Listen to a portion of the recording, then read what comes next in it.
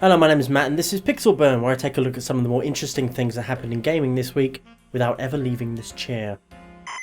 This week's Pixel Burn will be somewhat rougher and shorter than usual, stemming from the fact that Logitech's software division are about as useful as a pack of dead chimps. Hence why I'm going to be milking all these little news items for all they're worth.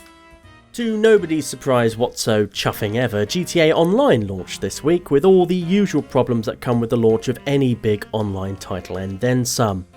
As of right now, some players can't even complete Online's tutorial race, while others are encountering all manner of network issues and problems preventing them from actually playing half the time. In the meantime, Rockstar have disabled GTA Online's microtransactions and are currently working to fix everything they can, before an angry mob drags them from their Edinburgh offices and crucifies them all in the street, otherwise known as your average night in Scotland. As much as I'd love to stick the boot in and be all snarky, Rockstar did say last week they were expecting a rocky launch, so fair play to them. Hopefully all these issues will be fixed in time for whenever the PC version comes out so I don't have to deal with them. Oh, who am I kidding? That'll have a whole new batch of problems of its very own. In other news closer to my gnarled black heart, the teaser site for Frictional Games' new title Soma went live this week.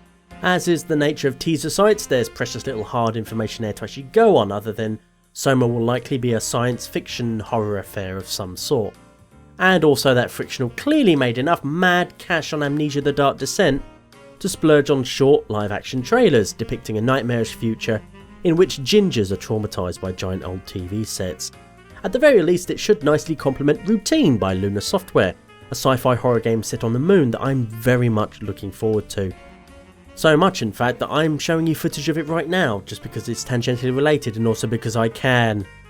Speaking of doing things for the sheer sake of it, the much delayed and troubled Warcraft movie finally has a release date. December the 18th, 2015 for the record, although I personally couldn't give two tugs of a dead orc's cock about it. I stopped caring about Warcraft lore after WoW's Burning Crusade expansion turned Illidan from a flawed, monstrous yet also compelling character into a mopey, ineffective shut-in. Far more interesting is that 13 years after failing spectacularly to make everyone his bitch, John Romero's 2000 disaster piece Daikatana has been released on Steam for a whole new generation of gamers to experience, although suffer is probably a better word. The video game equivalent of the movie Birdemic, Daikatana is basically the textbook example of how a game can go utterly, horribly, terribly wrong. And yet we have Daikatana to thank for one of the greatest games ever made in the history of gaming bar none. I am of course referring to Deus Ex. Speaking of which, yes, after first cruelly teasing fans with an 8-bit demake on April Fool's Day and then outright mocking them with an iOS and mobile only prequel, Eidos Montreal announced on Wednesday that they are finally creating a new Deus Ex game for PC and next-gen consoles. And about fucking time too. On the Eidos Montreal official blog, studio head honcho David Anfossi outlined what Eidos are calling Deus Ex Universe, an umbrella term for various cross-platform projects and transmedia storytelling guff. As well as PC and console titles, Fossi specifically mentions tablets, smartphones, books and graphic novels. Basically what they're doing is what Bungie did with the story for Halo if Halo had a story I actually gave two shits about. Taking the Deus Ex franchise and story and spreading it over as many mediums as possible, in the hopes you'll buy it all to get the complete picture. Speaking of pictures, our first glimpse of the new next-gen and PC Deus Ex game is this nice piece of concept art depicting a transhuman ghetto.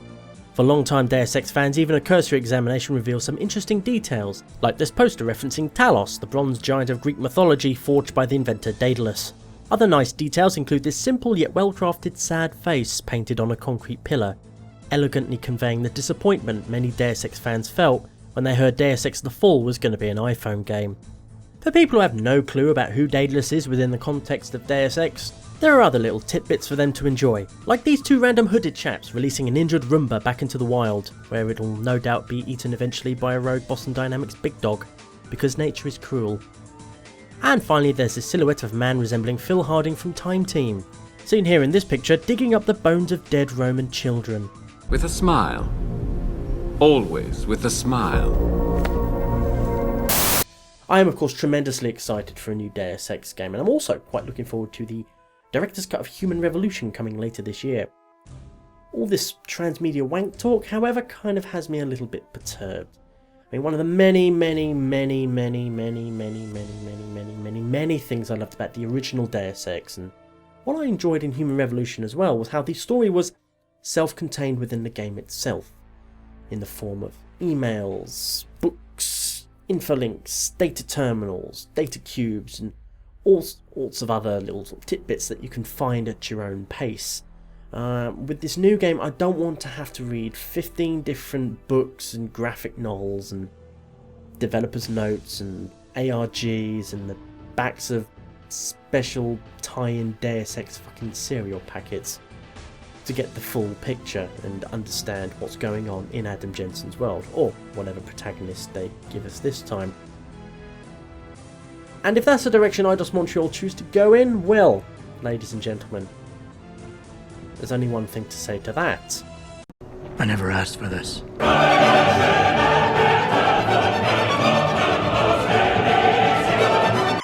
As some of you may already know, I suffer from a unique variant of an exceedingly rare, potentially fatal psychosomatic disorder called sanguinus veritas.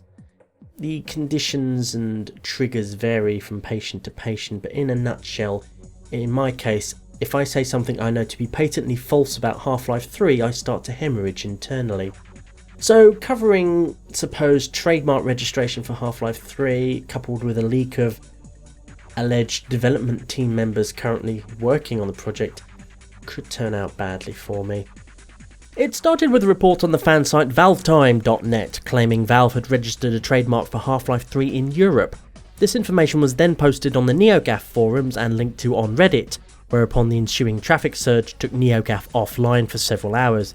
Cue lots of debate about whether Valve was actually going to release Half-Life 3 or whether they were merely renewing an existing trademark.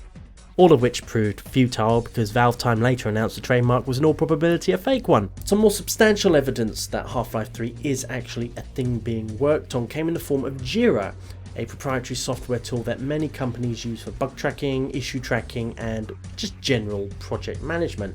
Now, Valve keep their Jira base hosted online, and some silly sausage there accidentally left it open for Joe Public to gawp at. I say accidentally with these annoying finger motions because the exact same thing happened back in June.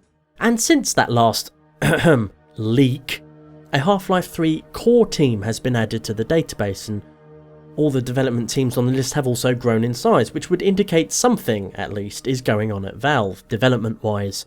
The reason Valve fans get so worked up over such apparently trivial things like this is mainly for two reasons. Firstly, Valve are incredibly tight-lipped about whatever they're working on, to the point of being damn near inscrutable.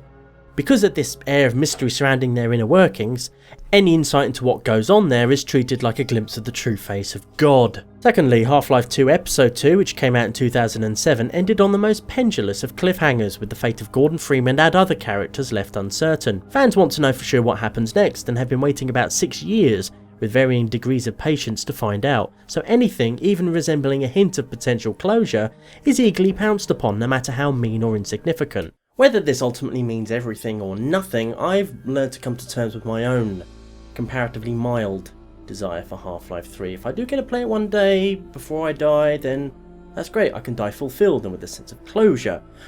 However, if Valve truly never returns to the Half-Life universe at all, whatsoever, then you know what, I'm fine with that.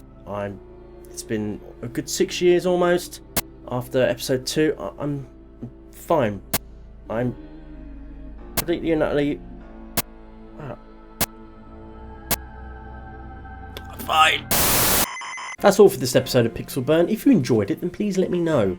At the very least, I hope you found it tolerable. If you didn't enjoy it, on the other hand, then well, congratulations on your persistence. You can go now.